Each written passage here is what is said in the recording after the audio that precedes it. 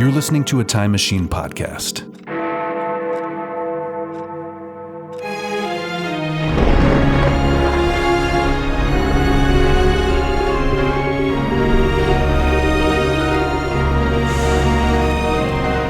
Old Movie Time Machine. An adventure through time and or space.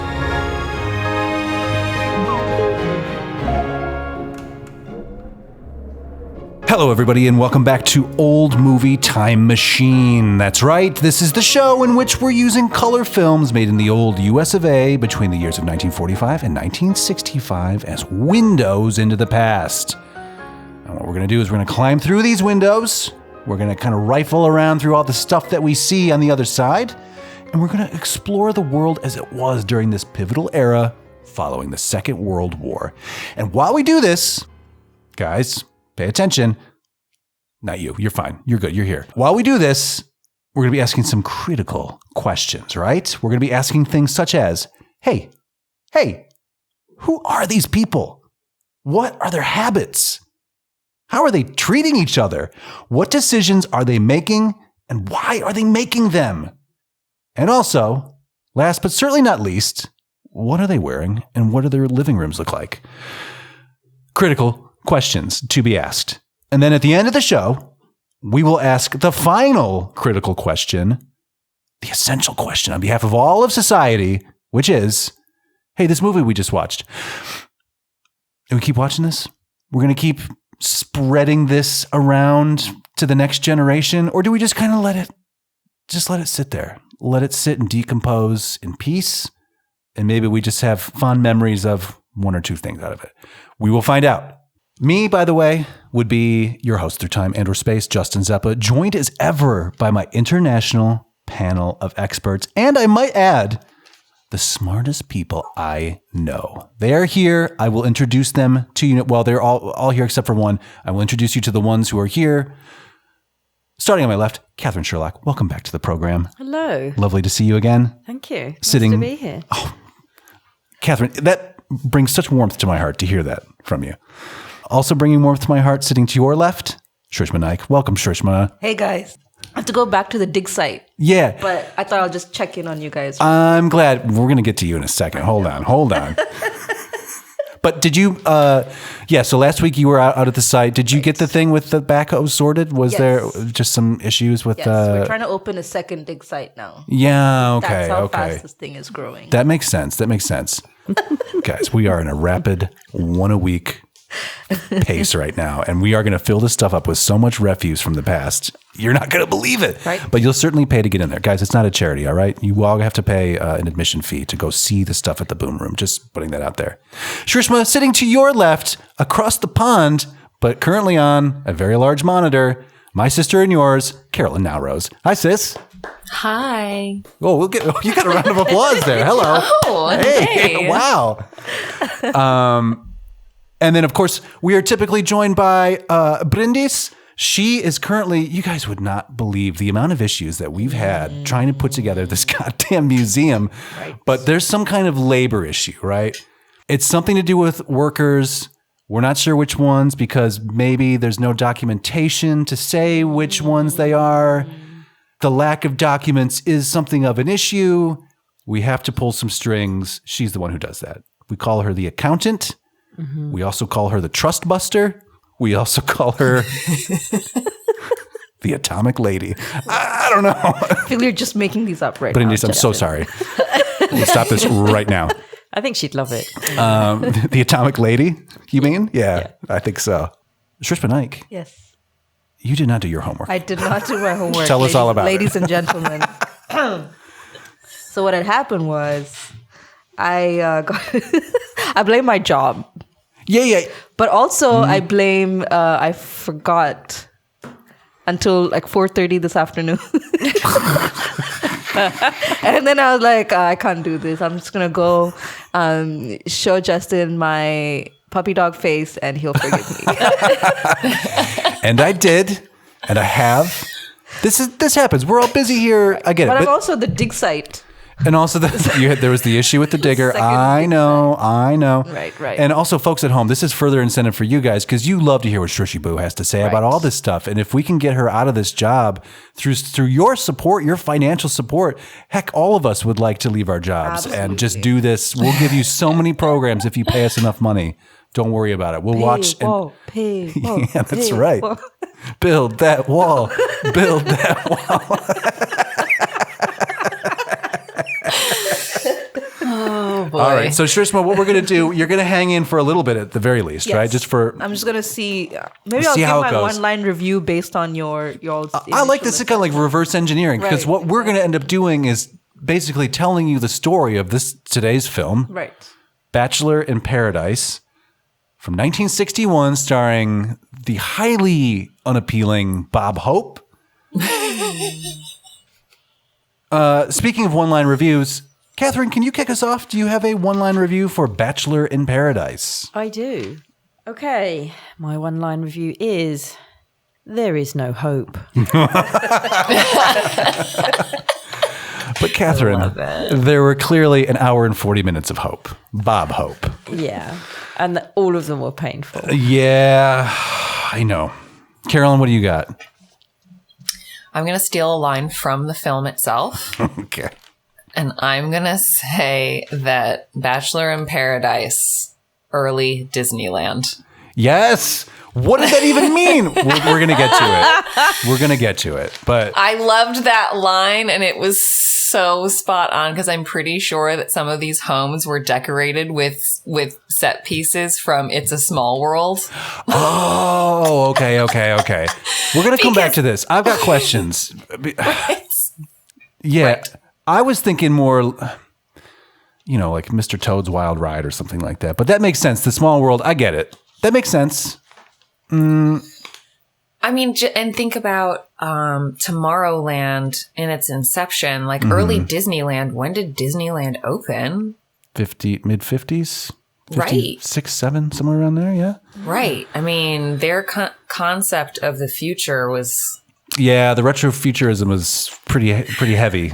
Right. I don't know how it applies to Rosemary's House. But again, we'll get to it. Of course, I'll point out some of the pieces. Okay. You definitely decorated from It's a Small World. My one-line review for this film is that men are pretty insecure, and women, no matter the decade, deserve better. End of. Yes. Shrishma, do you know what this film is about now? It's called Bachelor in Paradise. Yeah. It has a guy that y'all really don't like. Bob Hope, yeah. So he's basically doing some dumb shit. Truth. And getting away with it, clearly, in 1961. Yeah. So this movie opens with an animated opening. And I have to tell you guys that I never in my life thought I would or wanted to see Bob Hope drawn as a cherub with his little naked bottom hanging out for the world to see. Hairy bottom. You think it's hairy? Slow. It's Yes. I mean, it's sketchy, right? It's take a look at his little cherub bottom. Look at it, Shrishma. You didn't watch this. You're gonna look at it now. Bachelor in Paradise, and then who is this? Lana Turner? Is that the? Again, folks, this is not a movie podcast. We're traveling through time here, so we don't know very much about the movies themselves. It's Lana Turner, though, right, sis? I believe so, but now I feel like I need to look it up to confirm. Yeah. She's great. Whoever she is, she's the best in the business. Unforgettable. And we get the lyrics to the opening theme song, Bachelor in Paradise, which is basically just about, you women, all you're doing is just waiting for the right man. That's all you're doing. That's your only function is to sit and wait there until the right man crosses your path. Correct, Lana Turner. Very good, which we knew the entire time, of course. Lana, a great job. She's probably long past, but if you're listening on a different dimension, well done. Very memorable. Yeah, so the whole opening sequence is animated. It is disturbing. And we go to the south of France where we meet our hero, quote unquote, whose name is Adam Niles, right? AJ Niles.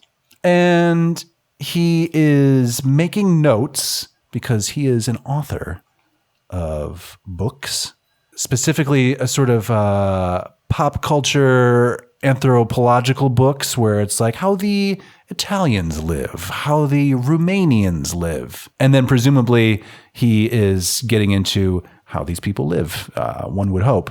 But currently he's working on how the French live in the south of France. And this research involves making out with a lady on some lounger on a patio in this massive manor home, this chateau, this exquisite carved marble holiday place with bottles of champagne and such. And this poor woman is kissing this man, Bob Hope, Adam. And he is talking into a dictaphone the entire time, recording his thoughts and feelings about how the French, romance one another. What is it like? What is their essence? Do you guys have any thoughts on this at this point? I do. As a social scientist, I find that this anthropological research is, as always, a little bit flawed in the fact that he's just putting it through a white male American lens, how the French live or how anyone's living. Therefore, I haven't, I can gather by the other people reading his works that there's something very salacious about I think what he's writing. Definitely a chapter on sexy time. And how they do it, right? Yeah. How they would go about, right.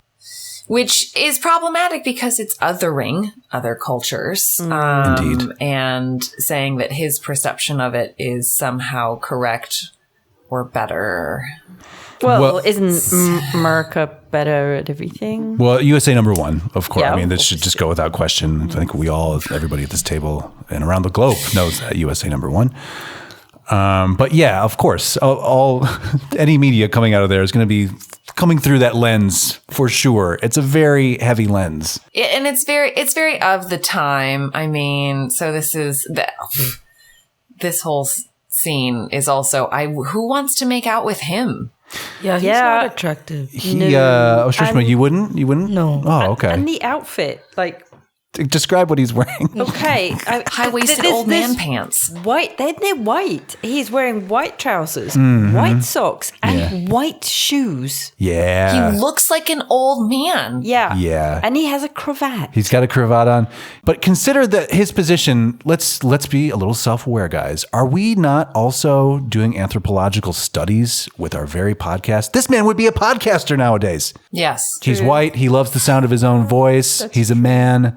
This guy would be top of the charts. He'd be up there with Rogan, probably. It would be Rogan, Niles, Marin. Those would be your podfathers. God. Yeah. So he is interrupted in his smooching by another lady wearing an all green bodysuit of sorts, or dress, or something like that. It is pretty skin tight. It is leaving little to the imagination. Well done. And so he gets a phone call from his publisher, right? It's I couldn't determine publisher or agent. Got to be publisher, right? Mm-hmm. Whose name is Austin, who is like, "Hey, Bob Hope, Adam, I need you to come home right now. Stop what you're doing. Stop kissing that beautiful French woman. And we need you on a plane to Washington, D.C., United States of America, like yesterday. You got to get over here." And so he does that, and as he does that, we get an establishing shot of the mall. Not that different. It's not too terribly. There's more. There are more new museums over here, but the castle is still here, and this is still there, and it's rather similar. But he goes to DC, and it turns out that he owes quite a lot of money because his business manager has taken it and hidden it somewhere, right? Isn't that the idea? He's embezzled filing his taxes, and yes. Okay. So he owes $628,470. And my only question at this point is, looking at this office of what I would assume is the Internal Revenue Service.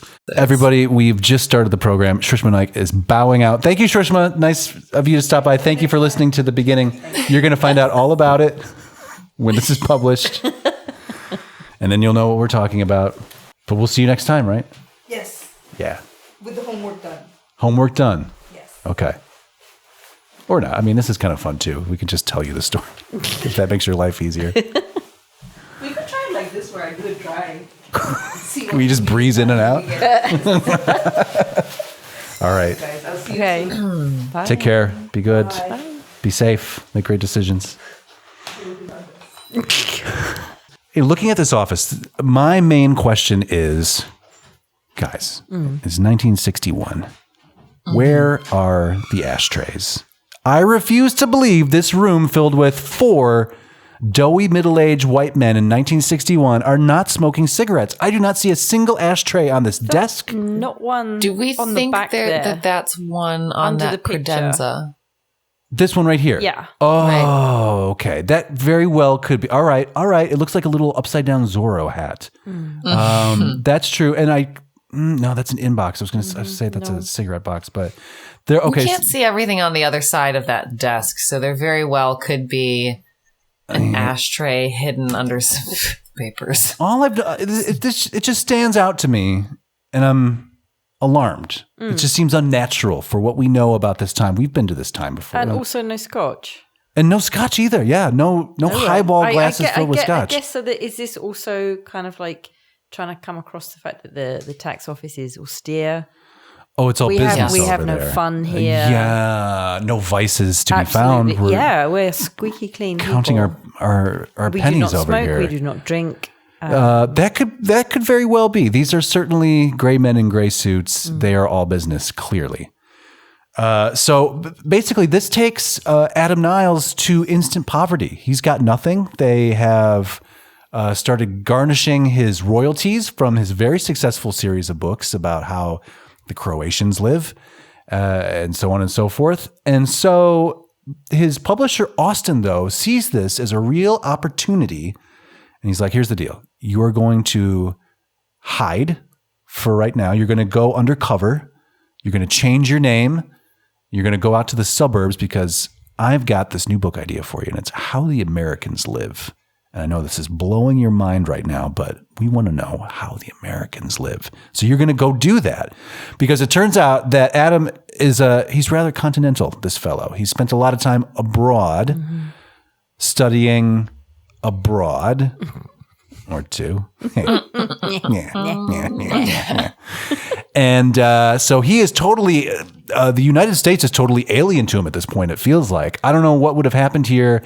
I'm picturing maybe he was in the war, right? And he just never came back. Possibly. Basically, yeah, they said something like he'd been gone for like 14 years. Okay. So that's why he has such a big tax bill, because it's been like, they were like, he left the country 14 years ago and never came back. And, just assume this guy was doing your taxes, and he wasn't. Right. And they can't find him. Also, the business manager is on the lam somewhere. He's gone. So until that guy is found, he is broke. And so he is left with no other option but to move out to the suburbs and write this book on how the Americans live. Oh, his publisher also, for some reason, I don't know why now you draw this line, but also specifies you may not sleep with any of the subjects. There's no fucking on this excursion into the suburbs. Please be aware. And he's like, that's my Bob Hope. If this were in a research context, we do have protections in place for research subjects now. I don't think that was the case at this time. There was definitely some exploitation. Yes. You guys think it's poor form to sleep with the object of your study? Yes. It may bias some of your research. Yes. Is that what they're calling it nowadays? Yes. All right. So he also might be harmful psychologically. Of course. Well, it's Bob Hope. Of course it's going to be harmful. It's disgusting. Everything is toxic here. The gag reflex gets a workout. It's hideous. So he moves out to California's beautiful San Fernando Valley at Paradise Village. This subdivision of tract homes is called. Really loving the sign for Paradise Village. It says here, the ultimate in gracious living. The community that lives up to its name, ultra-modern homes, 2 and 3 bedrooms, all gas kitchens. Pretty sweet living. This was the American dream at work here in 1961. So he goes to this office at Paradise Village to find out about where he's going to be living. He runs into this lovely secretary who also does not have an ashtray on her desk. Where are the ashtrays, you guys? What is happening here? There's always a secretarial ashtray. Always. It's a concern. Flat surfaces without ashtrays, I'm immediately suspicious of at this point. We've spent so many hours seeing them everywhere. To not see them is now glaring. Yes. It's interesting. She also looks like she's 12. Yes, she does. Yeah. But she's very nice, and she ushers him in to meet R.E. Howard, who we're all to assume is a man, because obviously that person has their own office with their name on the door. So why would this not be Exactly. a sterling, It must come with a penis. doughy, middle-aged white man with a penis, right? But he is shocked to learn that it is not a man with a penis, but rather Lana Turner, a.k.a. Rosemary Howard. And he, of course, throws that in her face of like, yeah, you? And she's like, yes, because she is all business. She is a professional. Yes. She's yet another professional lady who has to excuse the fact she's female in... And not wed or with a man. Yeah. Where are your children? What's wrong with you? There's got to be something wrong with her, right? Wrong with you, right? Yes. Yes. Turns out she's just a very successful businesswoman who has interest in this developing community that she manages. And so, look, Bob Hope as Adam Niles, AJ Niles. I don't like the name Adam for him. I don't know. Doesn't seem like an Adam to me. Anyway, he is wildly unappealing in every interaction he has in this like first 20 minutes. It's brutal. Every woman he meets, he's just a pig to. He's throwing out these one-liners that are amusing only to him, certainly not the audience, certainly not to the other people he's interacting with. He's surprised that she's in charge. What a pleasant surprise. She gives him an incredible month-to-month lease. I mean, that's the dream right there. If you're going to be renting a house, go month to month. He seems not grateful at all. And she ends up driving him over there. So we get to see the neighborhood a little bit. This is vintage Americana right here. This is very newly built America, I suppose. Yeah. This was it. Yeah, it's the classic California ranch, which I personally love. Because they are spacious and one floor living. But yeah, I mean, this is basically what the entire San Fernando Valley looks like. You've got these hills back here. I think they're shooting a scene from MASH on the other side of these hills, if I'm not mistaken. But yeah, we get the whole layout. We get the flower bed, the lawns. We get the kid on the bike. It's Is this not also like a bit Stepford Wives? Certainly, yes. And I think we see this in California. Oh yeah. You're all robots out there. But I think also this is a big influential time for like your Tim Burtons and like Edward Scissorhands. They live in a place like this. Yes. Same color houses and everything. Like you would think that that's just like being stylistic, but this is what he is moving into a house that is called California Coral is the color. It certainly is rather coral. And we got to remember 1961, it's still technically aesthetic wise, we're still in the 50s. This the change to what we think of as the 60s is not going to happen for another 2 or 3 years yet. So this is just 50s extent, bonus time in the 1950s. So this is all in keeping with what we know about this era, of course. So anyway, Rosemary drives him out to this California Coral pink house and starts showing him around. We get a look at, here's your early Disneyland living room. That's where he makes the comment of, what is this, early Disneyland? Yeah. Now, so Carol, do you have, seeing this now, seeing the big white couch with the throw pillows and the odd paneling, and, this is very 61. Well, so the paneling back there with the white squares looks like that those might be like llamas potentially. Yeah, a little It's a small world. And I want to say say there's, exactly, alpaca artwork. And there's like another piece or two that she's got in this place. And I end up just being like, no, I definitely am getting It's a Small World vibes. Okay. Well, as we move further to the right, this area is a disaster over here. I have a shot of this later we'll get to, but it's just a nightmare. But she guides him through this, lovely for the time home. Mm-hmm. It's very new and comfortable, fully furnished. Shut the fuck up, dude. Yep. Because the entire time he's throwing out all these clunky one-liners that just tear the place down. And this is very unappealing, I think. So we get classics like she shows him the sliding door out to the patio and is like, well, see, with this you can invite the outside in. He responds with, bugs and all, huh? Yeah. Thanks. Oh my God. It's just shit on everything. Thanks. Yeah. Good one, dude. He's like that one friend that we all have that just has to complain about everything. Yeah. She takes him into the bedroom where they have the closet doors are each painted a different shade of blue and white. And he comments, painter couldn't make up his mind, huh? Boom. Good one. Fun Good. day. Ooh. Okay. And then he walks Just behind. imagine that Lana Turner must have been rolling her eyes this entire filmmaking process. Well, she's got to kiss the mouth those bad jokes are coming out of. Poor woman. Gross. Hazard pay. He walks behind the bed and he's like, what's this, a runway for the mice?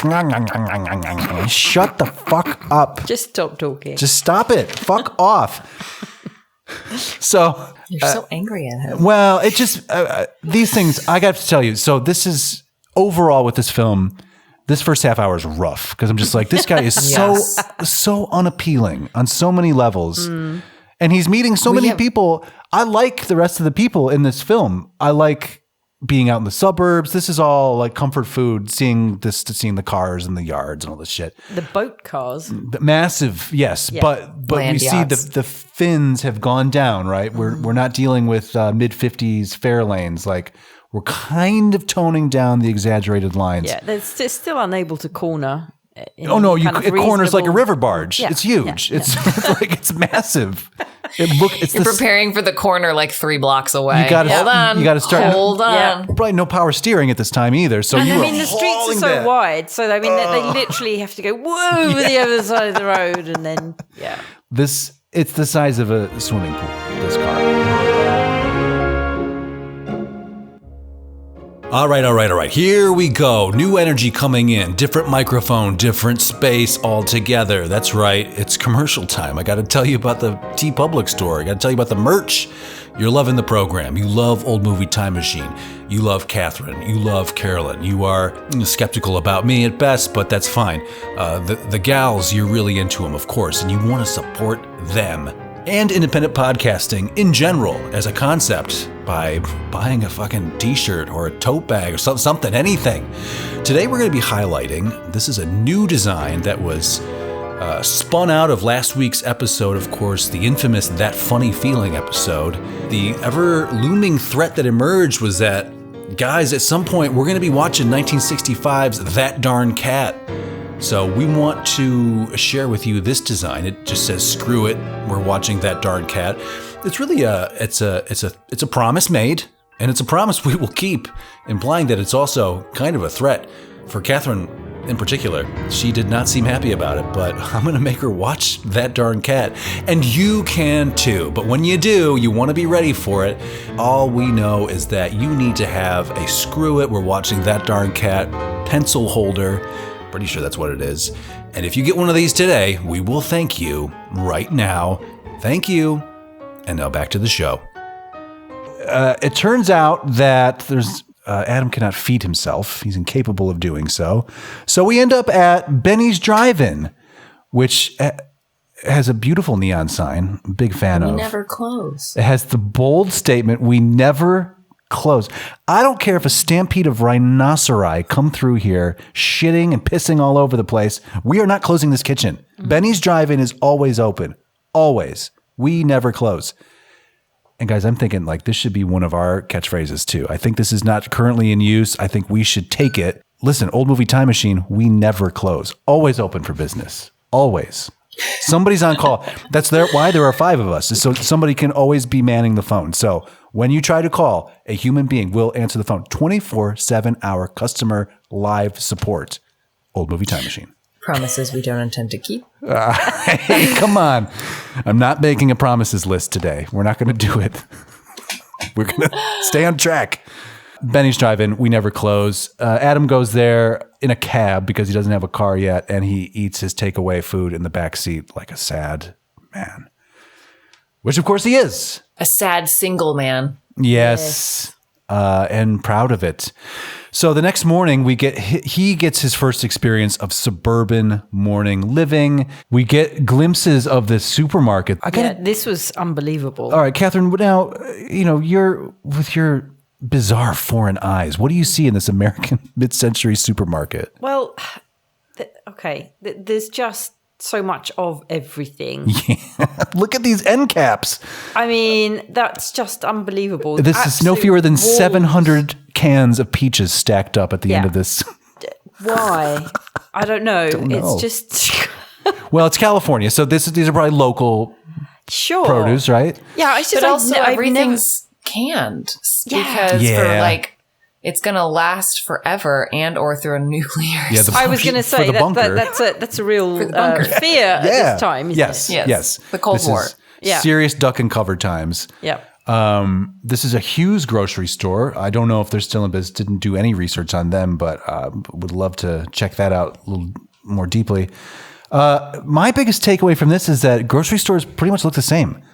This is not dissimilar from a Kroger that you would see in the Midwest right now, I think. Yeah, I it's suppose. very similar. I was intrigued that they called the shopping cart a buggy. Oh, they did call it a buggy. Yeah, that's right. You better get a buggy. Get your shopping buggy. Oh, because he's with the neighbor girl, right? Mm-hmm. Doesn't she go with him? Yeah. Because...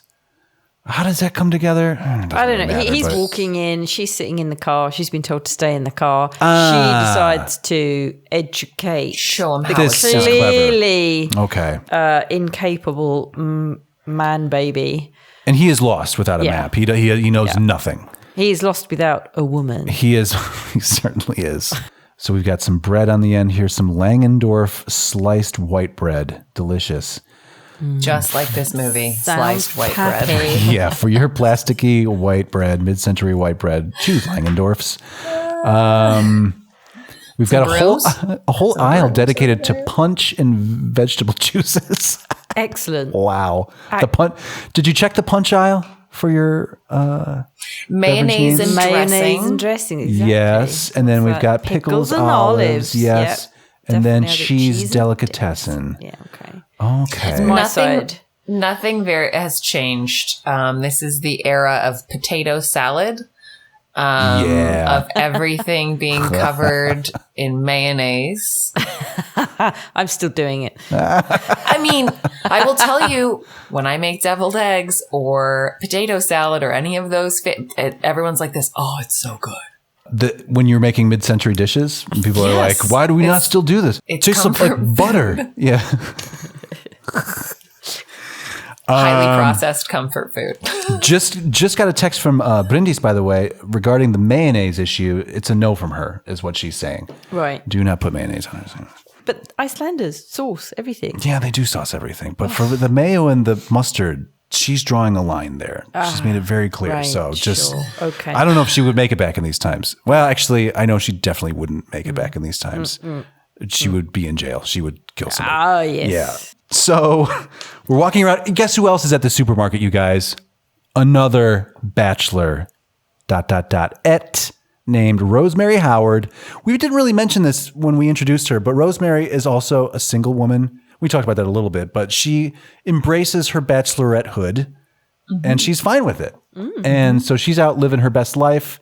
And so they end up colliding, well, not literally colliding, but they run into each other. And so my notes say they shop and make a mess. That's right. He's knocking into things. Yeah, obviously the comedy that had to happen was knocking down a stack of cans. He's absolutely inept. He has no sense of balance or spatial awareness or whatever. So he's just crashing this cart into all kinds of things. Actually, I think the comedy was the child took a can from the middle. Yes. And he was like, no, don't do that. And nothing happened. Right. And then he very carefully took one from the top that touched nothing else. And then the whole thing collapsed. Which is kind of funny. It is. I mean, it is. Okay, It's nice to see him fail. Let me underline your ineptitude. Yes. So Rosemary spots him, though, and she starts following him around the store, and he's oblivious until she speaks into this meat microphone. Yes. Team, listen, I mean... Why does this not exist anymore? This stopped me in my tracks. I had to rewind the film to be like, what am I looking at here? Did this actually happen? Because my notes say, I'm getting a little bored, is my note here, until she speaks into this meat microphone. What? Obviously, it's not a microphone made of meat. No, yeah. It is a microphone to request said meat. It's emerging from the cooler filled with meat, and it is strictly for meat-only business. It's a meat microphone, and it does look like one of these like full-on old-timey like Elvis could be caught singing into this thing. It's got like a bendy arm. It's got a joint in it. Definitely bendy. So you could be really short and still make your meat requests. Yeah. So she's requesting meats from Mission Control somewhere maybe, and they're like, "No, ma'am, we don't have those meats." Meat Central. Oh, okay, yeah. And he hears her talking into the meat microphone. I mean, who could miss it? It's amplifying everything regarding meat. And he's like, "Hey, you!" And he apologizes. To his credit, he apologizes for shitting on her house that she so generously gave him a month-to-month lease on.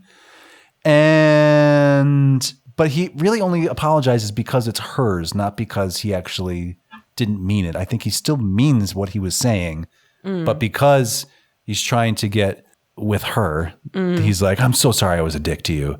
If it was somebody else, I would still be a dick, but because it's you, I apologize." And because I want something from you. Yes.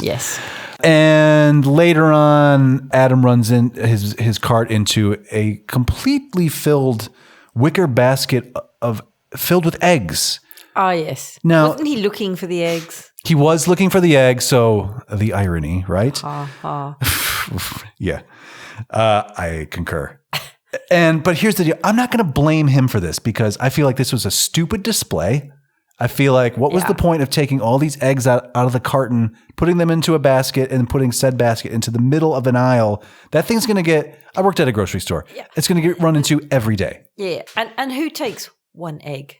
And just what do you put it in? The eggs reason a la they carte. Come in cartons Obviously. is because they are fragile. Yeah, they need protecting. Right. No, we're they need to be individually protected in their own little cups in the carton. Yeah. Yes. But somebody had the bright idea of like, let's remove the safety protocols. Let's put them in this very easy to run into place. This is how we're going to make a bunch of grocery money. I don't know. I'm just saying there's a flaw with the I'm not sure that processes. anyone's ever done that. They want to revise that. It's a huge Unless waste. It was ostrich eggs. I don't know. They're gonna, and even then, I mean, put it in a box. Make a big production out of it. It will be run into multiple times a day. I'm going to go out and say that. I talked about the pivot earlier in the episode of where things change, right? Because at this point, it's just a nightmare of toxic mid-century masculinity, right? Yeah. This is just all we're seeing, the tradition. But it turns out, here's the twist. He is coaching the neighborhood women on how to bring the spark back into their marriages. Catherine, you have thoughts. Yeah. So he's basically telling them how to be the lady that's... Here's what your man wants. Exactly. Yeah. Always. When he comes home, he's going to want dinner on the table. You are going to be in a pretty dress. Mm-hmm. There's going to be a cocktail ready for him. Mm-hmm. And you are going to be ready and willing and able. Yeah. At all times. At his disposal. Now, the message is dated, obviously, right? Mm-hmm. This is not what we expect from women or anybody, really. Like if you are in this position right now and you feel compelled to do this for your partner, knock it off. Nobody's worth it. Like, take care of yourself. Be nice to each other. Simple formula. What I like about this, though, is the fact that he is trying to help them. rather than tear them down. I think, I mean, they're eager. Look at how happy these women are. They're so happy to have anybody listening to them, even though he's doing most of the talking. But they want this. Like, they want advice. Like, how do I get my husband interested in me again? Okay. Yeah. Okay. Because to be fair, yeah, he has. No, they don't know that, do they? Yeah, he's bringing all of his worldly sexy European know-how. Yes. To uncultured. Yes. Rather red-blooded Middle America. Yeah. Who have that? I feel like puritanical. That's the word I'm looking for. Yeah, and they've never had anybody have any huge expectations of them. Yes. Do you know what I mean? So the boundaries of their world are extremely small. Indeed, and we have to look at a macro view of United States culture. Let's everybody remember, like when I say puritanical, that's quite literal. Like, they were called Puritans. The United States, or what would become the U.S., is the place where all of these offshoot religious sects who could not find purchase in Europe or elsewhere in the world, this is where they came to. And they were just like, well, there's enough space for all of us to be as crazy as we want to be. USA number one. And this is what happens. And this is why it's tough to see a breast in the United States, because of these sort of buttoned down, very extreme, religiously rooted values that are currently in the process of repealing lots of bodily rights currently. We're still seeing it today. Yes. And so that's why this is such a struggle, and why his European worldview would be kind of a mind blower to these ladies, I guess. Yeah, okay. I mean, sexual independence for the ladies, demanding something for themselves. They want some attention, some kind of like engage. Hey, honey, will you engage with me? Ask me about my day or whatever. So he guides them through. Now, I'm in total agreement with you about the message of like serving the man or whatever, and ridiculous. But like these women are in search of fucking contact, Yes. Well, I mean, and if you're like, to your point, if you're thinking about this, they are not working outside of the home. They are doing the child rearing. I'm raising your kids. Absolutely. They're 100% right. I mean, trapped in this. Right. I mean, they might be like, oh my God, I want to talk to someone who's an adult today. So that's why, of course, their friendships in the neighborhood are important. Their community of women is probably enriching and important to them. But I mean, these are, I think nowadays, if you just take out the gender part of it, adults in committed relationships with children are still having the same struggles of like, well, you're really just looking for connection. It's not about serving someone else, but how can we feel connected? Yes. That's the deeper thing. And that's still a challenge that people face today. It's just that this era's take on it is, serve your husband because he's been at work all day. Absolutely. And this is also then showcasing how we've undervalued basically care workers. Because women do the care work. So we've undervalued it because there's no salary, no money attached to it. Right. I also just wanted to point out, I mean, everybody's dressed to the nines here. Yep. All of them look incredible. And can I also point out, nobody's smoking. Where are the cigarettes in 1961? Yeah, I don't know what Now, look, happened. we do have a big ashtray right in the middle here. Is it? Or was that for chips? Could have been for tortilla chips. Could be for chips. Okay. But this, I mean, at this point, watching this, I'm even more deeply alarmed because I'm used to so many plumes of smoke, right? So I looked this up because I thought, is this when the Surgeon General finally came out with a report that said like, yeah, smoking, cancer, I mean, it's one and the same. It's all one big, beautiful wheel. And it turns out this is not the case. So the Surgeon General had been talking about the association with cancer and cigarettes started in 1957. They started kind of like mentioning it. The big report doesn't come out till 64. And I think that's kind of where Mad Men picks up, isn't it? Like, isn't it right after that the Lucky Strike deal? They have to work extra hard or something like that. I can't remember. It's been a minute, but Yeah. it's around the same time. I mean, and that's really, we start to see that's when you get the warning on the packaging. Well, maybe not right away, but this is what leads to that. And then the eventual, it's bad for you. It's just science. It's just bad for you. But anyway, happy/sad to see them not smoking. I don't know. It's a very confusing set of feelings I have regarding this.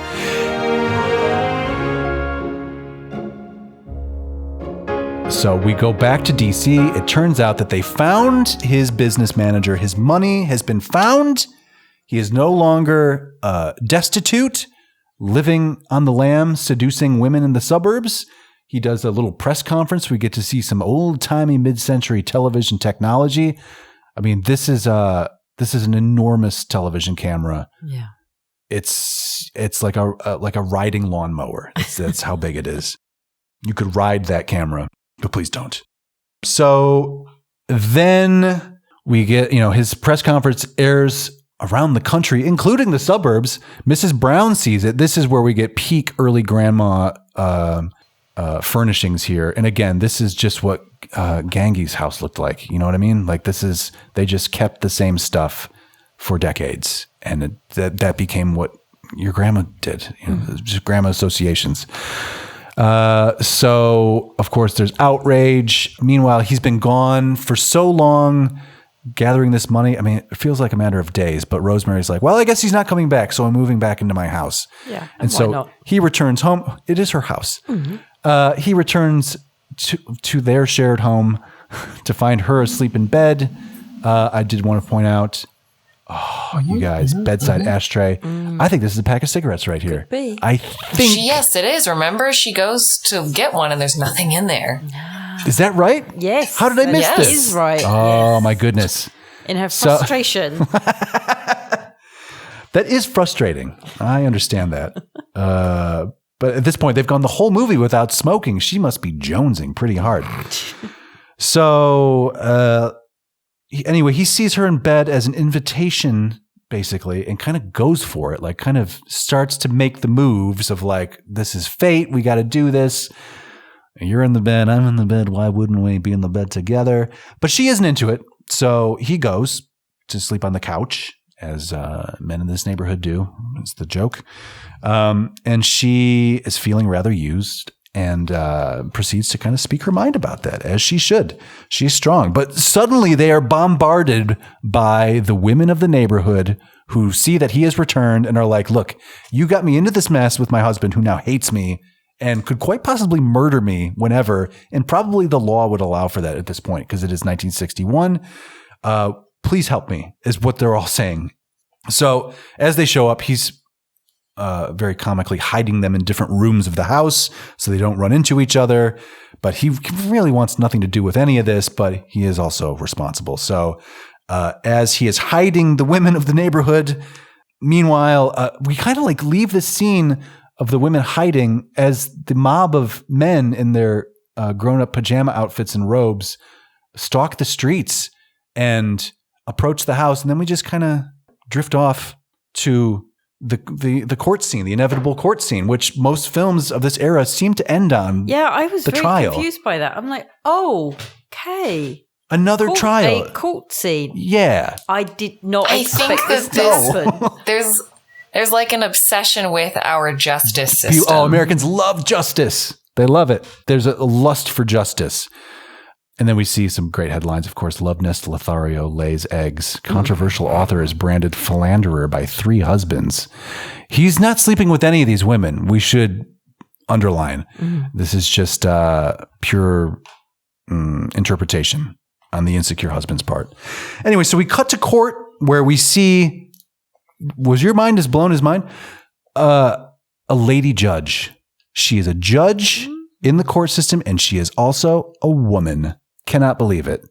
Usually this part would be played by a fusty old white man with a mustache, but we get a fusty old white lady with red hair.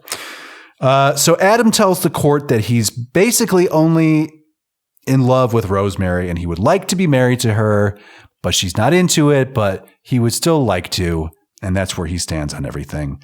So Rosemary then gets called up to the stand and she uses this opportunity in a court of law to accept his proposal.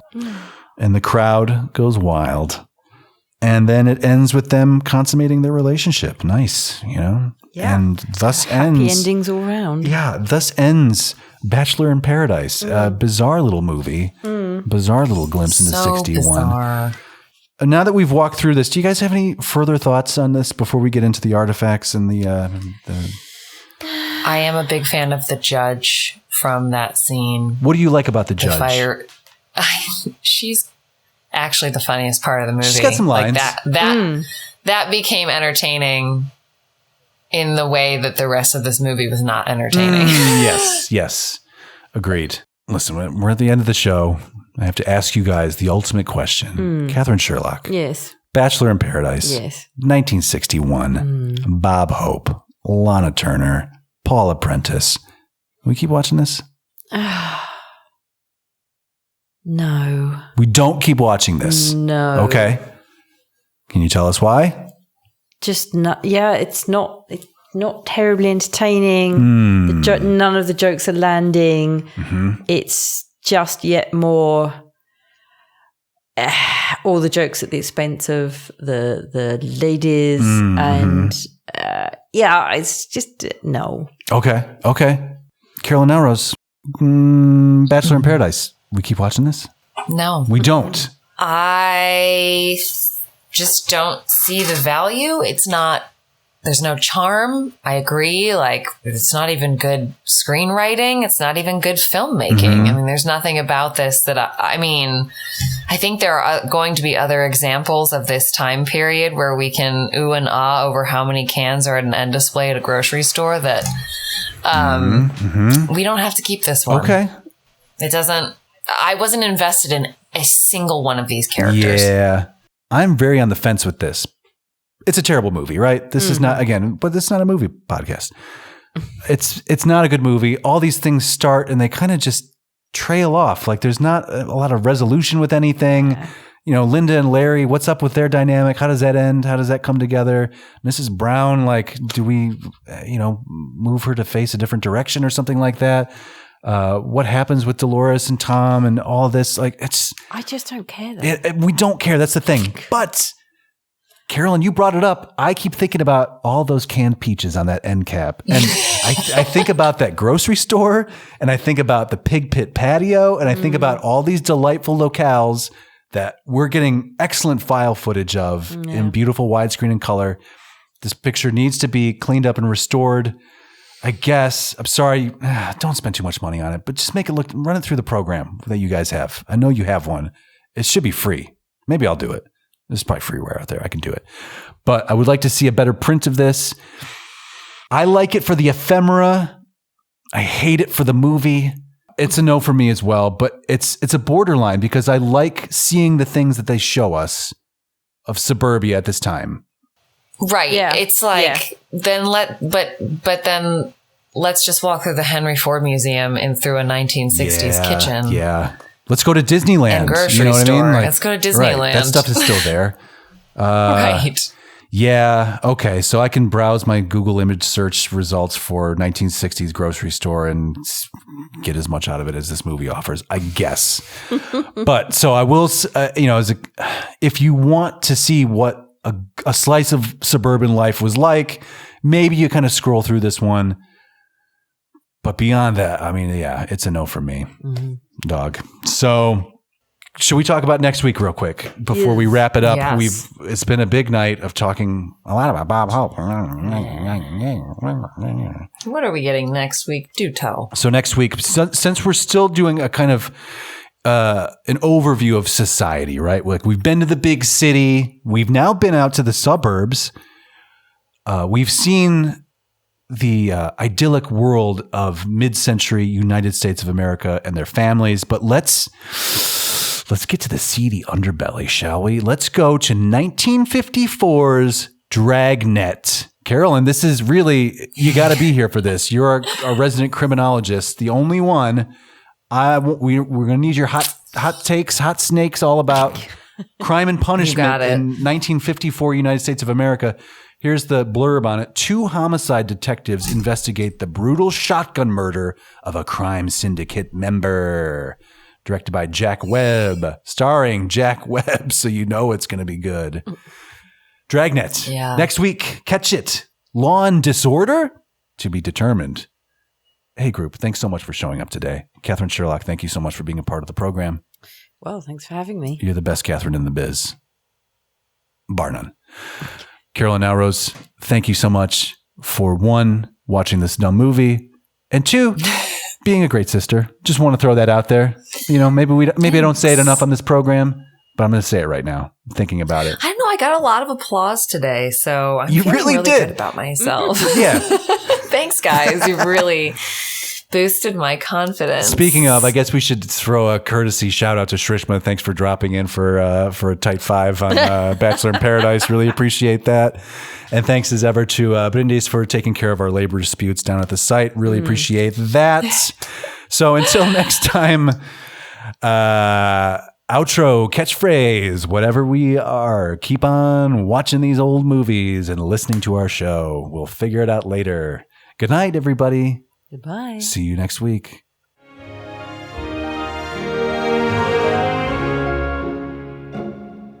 And so concludes yet another episode of Old Movie Time Machine. We thank you so much for listening, of course.